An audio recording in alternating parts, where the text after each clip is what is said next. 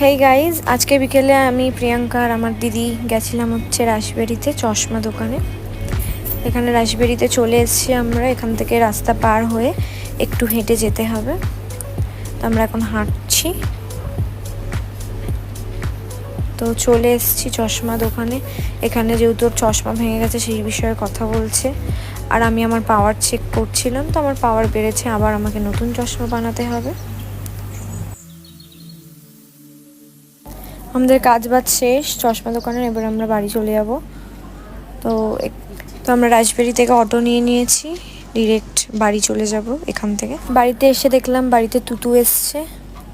তারপরে রাত্রিরে আমরা বেরালাম এই বাচ্চাটাকে নিয়ে। দেখুন বাচ্চাটা কি কিউট।